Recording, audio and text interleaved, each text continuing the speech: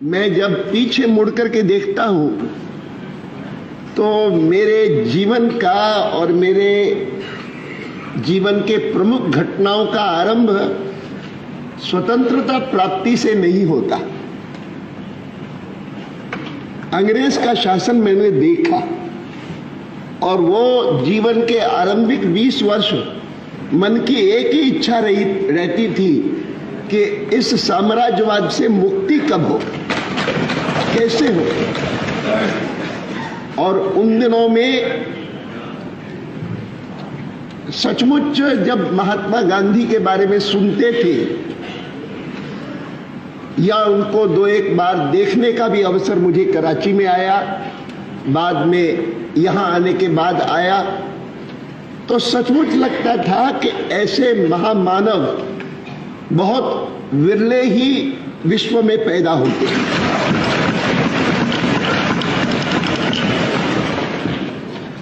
और आज मैं जब भारत के बारे में सोचता हूं तो भारत स्वतंत्र हो गया है। भारत एक अणुशक्ति भी बन गया है। भारत आने वाले वर्षों में एक विश्व शक्ति बन जाएगा, इसमें भी लोगों को संदेह नहीं। लेकिन यह सब विशेषताएं होते हुए भी मुझसे कोई आज अगर पूछता है कि सबसे बड़ी विशेषता कौन सी है, कि जो अंग्रेज से मुक्ति पाने के बाद, स्वतंत्र होने के बाद भारत में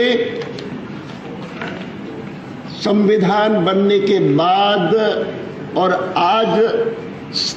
संसद का पहला दिन से लेकर के 60 वर्ष बीत जाने के बाद सबसे बड़ी उपलब्धि आप किसे मानेंगे? तो मैं कहूंगा जिस कारण से आज हम ये दिन मना रहे हैं कि भारत एक महान और सफल लोकतंत्र बना है, इस उपलब्धि को मैं सबसे बड़ी उपलब्धि मानता हूं। उन दिनों में कोई देखे कि जब भारत ने 1950 में लोकतंत्र अपनाया तो विदेशी विद्वानों ने कैसी कैसी टिप्पणियां की कि यह देश लोकतंत्रीय देश बनेगा। और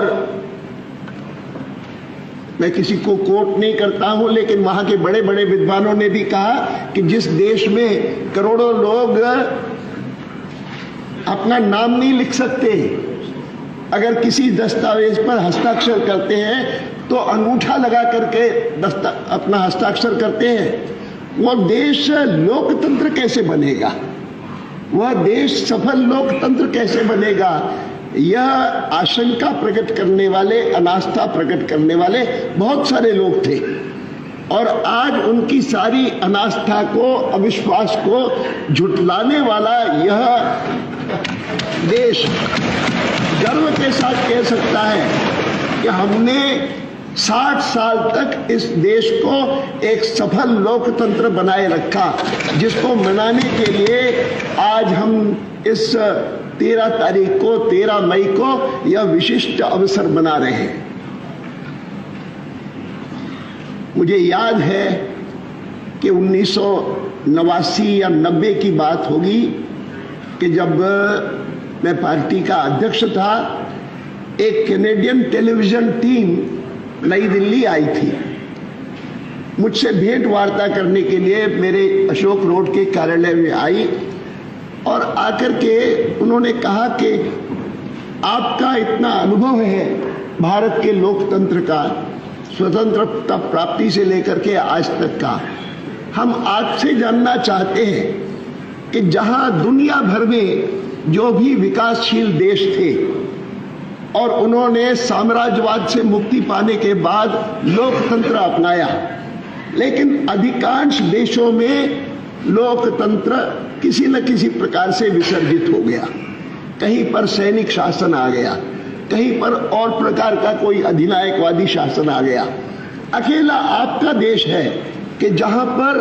यह आज भी सजीव है, आज भी सफल है और आज भी भविष्य अपना उसके आधार पर भी करने का निश्चय रखता है, संकल्प करता है। क्या कारण है? मैंने कहा मैं सोचता हूं तो मुझे एक ही बात सूझती है, और वो ये सूझती है कि लोकतंत्र की सफलता के लिए सबसे बड़ा कोई गुण चाहिए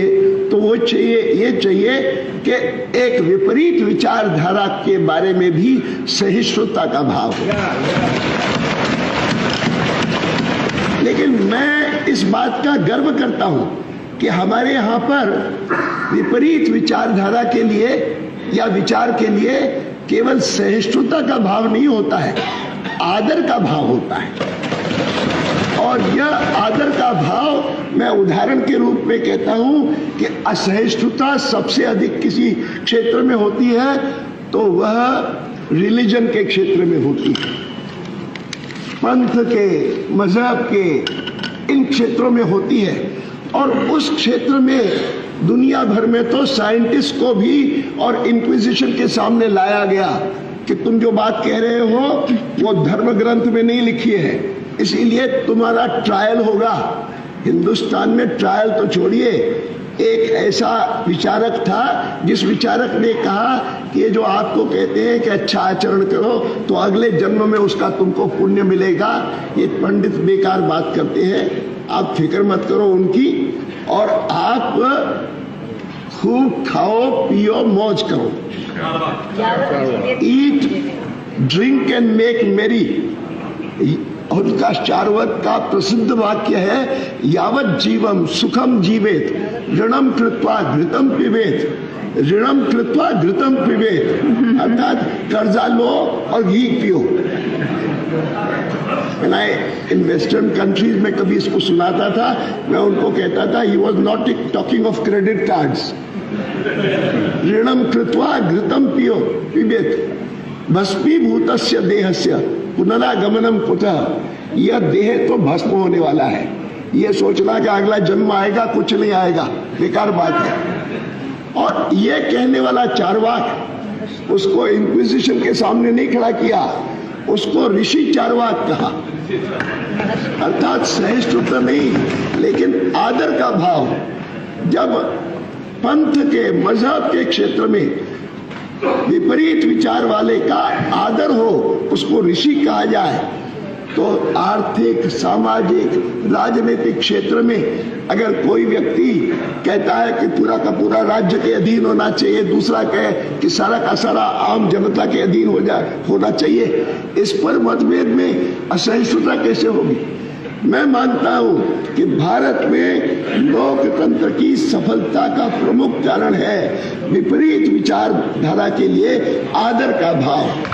और संसद इसका बहुत बड़ा उदाहरण है। मेरे वरिष्ठ